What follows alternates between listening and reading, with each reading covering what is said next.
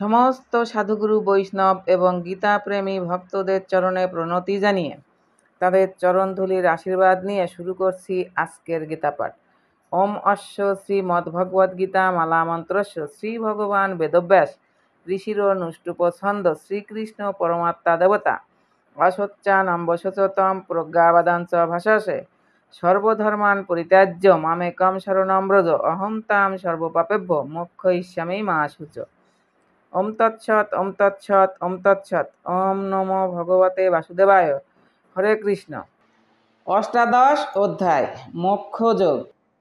শ্লোক ৩৫। জয়া স্বপ্নম ভয়ম শোকম বিষাদম মদমেব চ ন বিমুষ্ণতি দুর্মেধা ধৃতি সা পার্থ তামসী।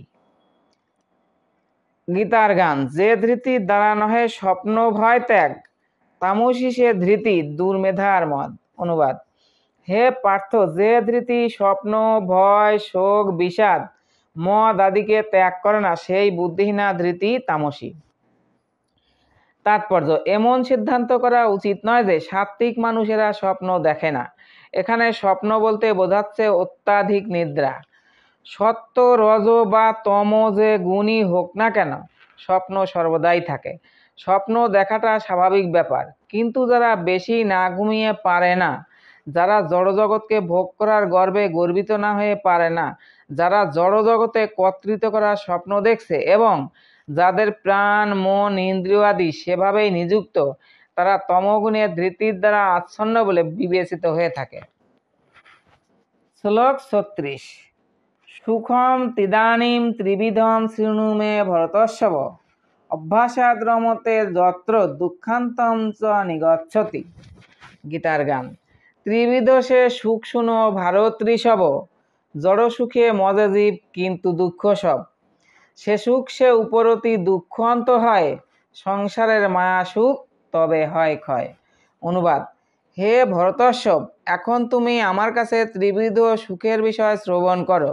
বদ্ধজীব পুনঃ পুনঃ অভ্যাসের দ্বারা সেই সুখে রমণ করে এবং যার দ্বারা সমস্ত দুঃখের অন্তলাভ করে থাকে। তাৎপর্য। বদ্ধজীব বারবার জড়সুখ উপভোগ করতে চেষ্টা করে, এভাবেই সে চর্বিত বস্তু চর্বণ করে। কিন্তু কখনো কখনো এই ধরনের সুখ উপভোগ করতে করতে কোনো মহাত্মার সঙ্গ লাভ করার ফলে সে জড়জগতের বন্ধন থেকে মুক্ত হয়। পক্ষান্তরে বলা যায়, বদ্ধজীব সর্বদাই কোনো না কোনো রকমের ইন্দ্রিয় তৃপ্তি সাধনের চেষ্টায় রত থাকে। কিন্তু সাধু সঙ্গের প্রভাবে সে যখন বুঝতে পারে যে তা কেবল একই জিনিসের পুনরাবৃত্তি, তখন সে তার যথার্থ কৃষ্ণ ভাবনায় জাগরিত হয়ে ওঠে। তখন সে এভাবেই আবর্তনশীল তথাকথিত সুখের কবল থেকে মুক্ত হয়। শ্লোক ৩৭। যৎ তদ অগ্রে বিষমিব পরিণামে অমৃতপমম তৎসুকম সাত্ত্বিকম প্রক্তমাত্মবুদ্ধি প্রসাদজম। গীতার গান। অগ্রেতে বিষের সম পশ্চাতে অমৃত, যে সুখের পরিচয় সে হয় সাত্ত্বিক। সে সুখের লাভ হয় আত্মপ্রমাদেতে, আত্মবুদ্ধি ভাগ্যবান যোগ্য সে যে তাহাতে। অনুবাদ। যে সুখ প্রথমে বিষের মতো কিন্তু পরিণামে অমৃততুল্য এবং আত্মনিষ্ঠ বুদ্ধি নির্মলতা থেকে জাত, সেই সুখ সাত্ত্বিক বলে কথিত হয়। তাৎপর্য। আত্মজ্ঞান লাভের পথে মন ও ইন্দ্রিয়গুলিকে দমন করে ভগবানের প্রতি মনকে একাগ্র করবার জন্য নানা রকমের বিধিনিষেধের অনুশীলন করতে হয়। এই সমস্ত বিধিগুলি অত্যন্ত কঠিন, বিষের মতো তিক্ত। কিন্তু কেউ যদি এই সমস্ত বিধিগুলি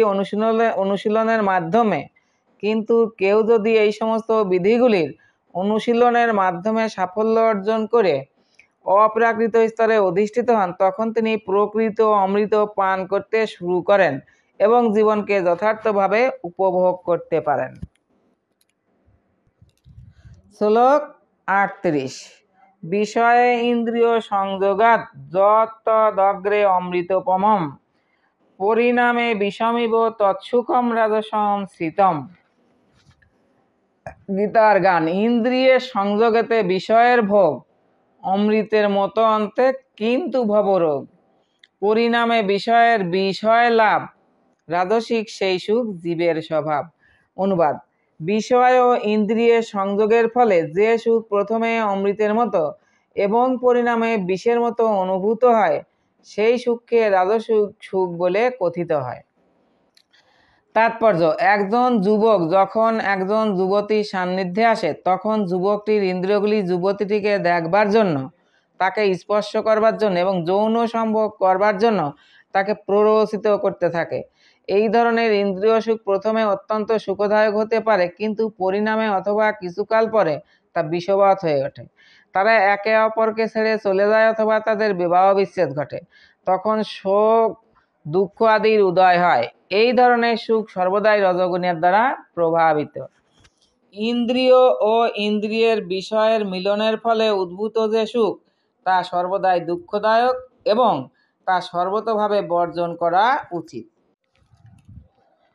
শ্লোক ৩৯।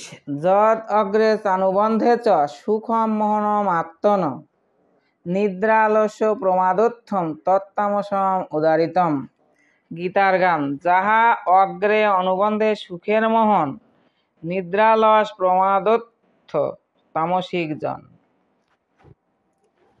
অনুবাদ: যে সুখ প্রথমে ও শেষে আত্মার মোহজনক এবং যা নিদ্রা, আলস্য ও প্রমাদ থেকে উৎপন্ন হয় তা তামসিক সুখ বলে কথিত হয়।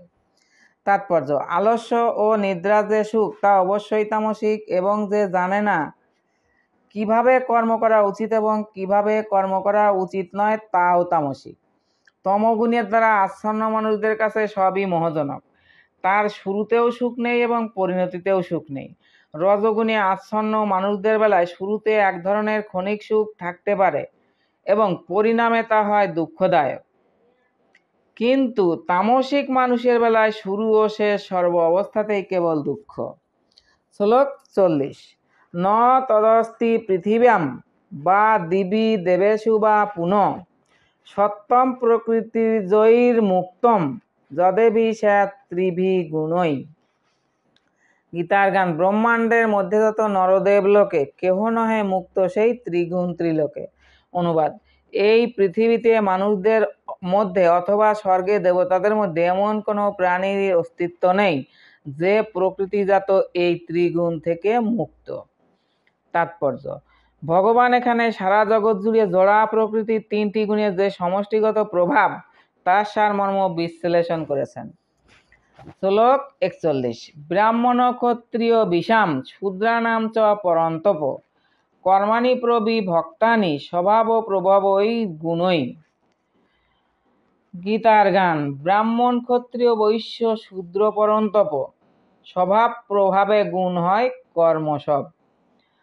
অনুবাদ: হে পরন্তপ, স্বভাবজাত গুণ অনুসারে ব্রাহ্মণ, ক্ষত্রিয়, বৈশ্য ও শূদ্রদের কর্মসমূহ বিভক্ত হয়েছে। শ্লোক ৪২। সম দমস্তপ শৌচম ক্ষান্তি রার্জবম এব চ জ্ঞানম বিজ্ঞানম আস্তিক্যম ব্রহ্ম কর্ম স্বভাবজম। গীতার গান। সম দম তপ শৌচ ক্ষান্তি সে আর্জব জ্ঞান বিজ্ঞান আস্তিক্য ব্রহ্মকর্ম ভাব। অনুবাদ: সম দম তপ শৌচ ক্ষান্তি সরলতা জ্ঞান বিজ্ঞান ও আস্তিক্য এগুলি ব্রাহ্মণদের স্বভাবজাত কর্ম।